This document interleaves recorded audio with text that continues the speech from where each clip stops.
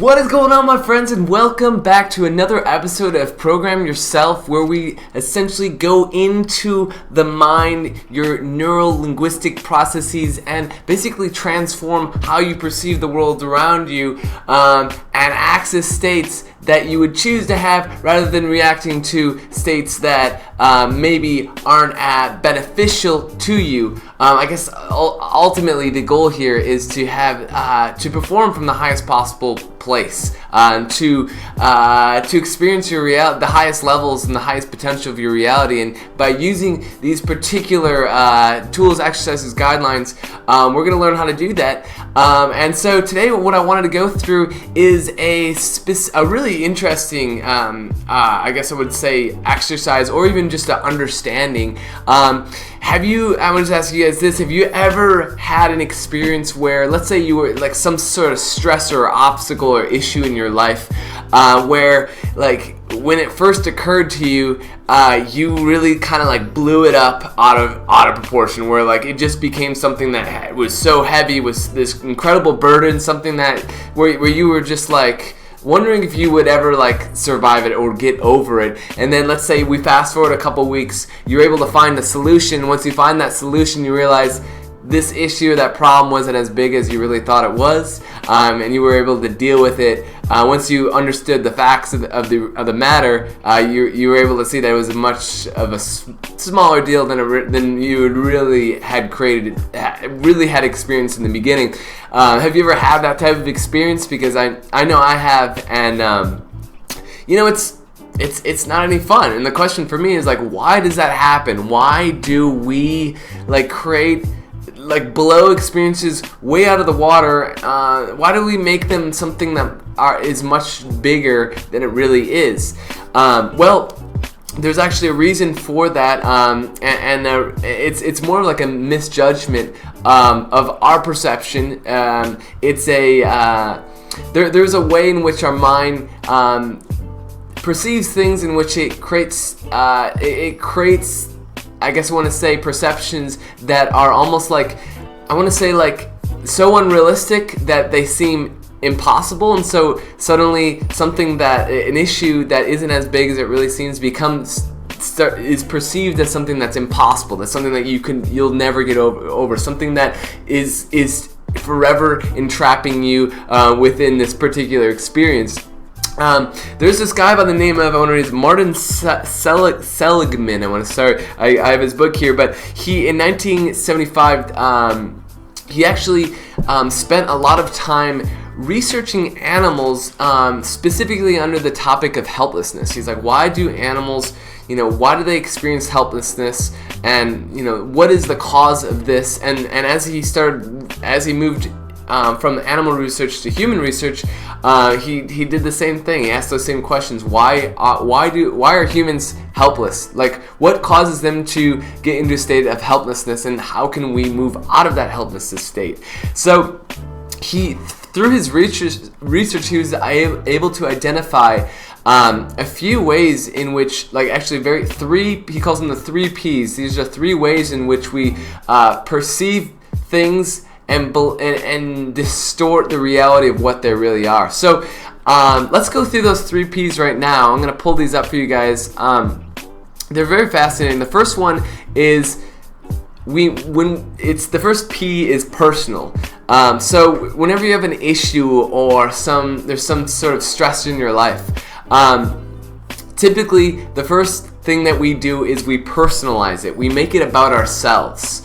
We say, hey, this is me. So let me just give an example. Like, a problem that occurred to me a while back was I was learning improv, and I would go to my classes, and I would constantly feel like I'm just not progressing, to the point where I just felt like I wasn't good at improv. I felt like it was me. I felt like I was the problem. I just wasn't good at improv. It just is not something that is for me. And so the more I made it about me, the more it ultimately kept me from being able to learn, because I thought I was the problem, not anything. And so it's I basically put this issue all over me instead of specifying what it really was that was the problem. So that's the first one, P. So it's like if you can connect to an issue right now in your life, like, would you say that you're doing that? Like, are you making it personal? Are you making it about yourself right now?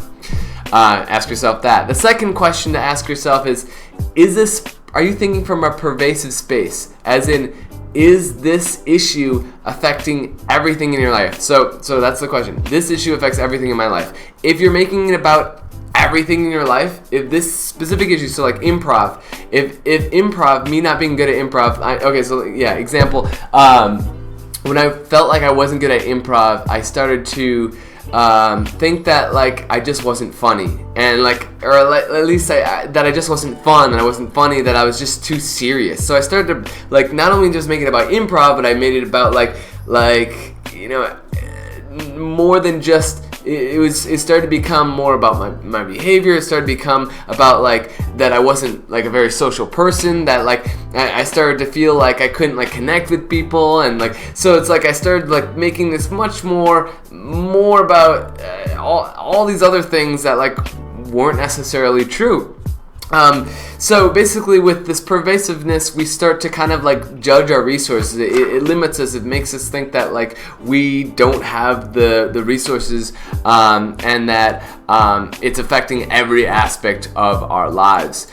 Let's go into the third one then. The third P is permanent. So basically, it's going to last forever. That this problem that you have, so for me it's like, I was thinking about improv, and like I'll never be good at improv because I'm just not good at improv, and it's always going to be this way, and so it's very hard for me to move out of the space because I just held on to it as like I'm never gonna move through it. It's always gonna be here, and I think we've all experienced that before, where it's just like when an obstacle comes our way or like some issue, the initial thought is, oh my god, this is going to be for the rest of my life. And really, it's like, is it really going to be for the rest of your life? I think that's definitely a question that you need to ask yourself. So basically, have these three Ps, but how do we shift into a state that's actually useful? So these three Ps clearly are limiting us. Clearly, they're causing the issue to be much bigger than it really is. How do we move into a space that could be useful? The Seligman suggested that we use a different type of perspective. He calls this the this here now. This here now perspective. So first one being this. So instead of the first P, which we said was personal, don't make it about you. Make it about something that's specific. What is it really about? Is it about an event? Is it about an action? Is it about a behavior? Identify what it is that this is truly focused on. For me in the improv, it was about my learning style. It was about like my learning style wasn't being addressed. Like I needed to be immersed in the learning, and me just kind of like sitting on the sides, like watching people and then occasionally having scenes just wasn't enough. So the problem was not that I was bad at improv. It was that like I just wasn't immersing myself in the teachings, in the knowledge, in practicing. I wasn't getting enough time to actually really try and test things out. So and once I started doing that, I started feeling much better about my improv.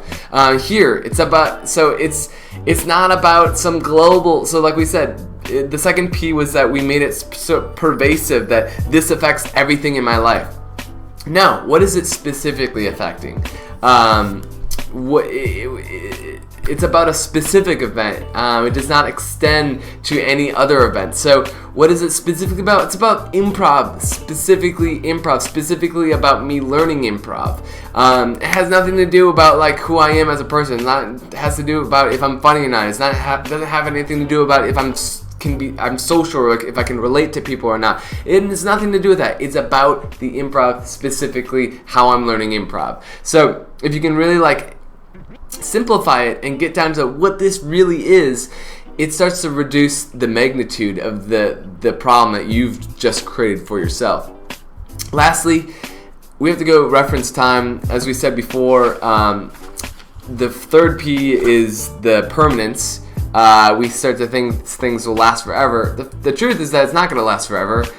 This too shall pass, and it's just existing now. It's very temporary. It's not permanent. It just won't last. And so when you really can convince yourself that like this isn't the end to all, that things will change and shift, again, it makes the problem even smaller. So basically what we're doing is taking like this like large cloud that our mind created, and really condensing it down to like a marble that can fit in your hand. Be like, okay, cool, I can deal with this because I can hold on to this. It's not something that like is basically like when basically big problems are typically only big problems because they get to a point where it just seems like they're impossible to reach or to conceptualize. When we can conceptualize it and frame it in a way that like it's something that is tangible to us, then it becomes something that we can literally like act upon. But when it's so intangible and so like when we make it about us, when it's like non-local and there isn't any specific avenue that we can go at it, and when we think it's going to last forever, like it can really make you feel helpless. And so by shifting the perspective, by making it about something that is making it something that is here right now, and making something this here in this specific place and now, occurring right now, completely changes the perspective. So I hope that helped for you guys. I know it really helps for me. I think it's a very fascinating way to look at things. Again, let me just repeat the guy, Martin Seligman. This is actually just like, I haven't read like a lot of his work, but this particular exercise is fascinating to me. So I'm probably gonna go look more into what he's done. But yeah, if you ever had, basically it's like if you are like noticing any like pessimism in your life due to a specific issue, stressor, this approach can really help you to like really minimize what that is, or at least get it down to get your issue down to a place that is manageable and that you can act on, and find a solution toward. So anyways, I hope this helped y'all. That's all I got for today. I am headed out, but I will see y'all tomorrow. Have a wonderful rest of the day, and yeah, that's all. Peace and love, my friends.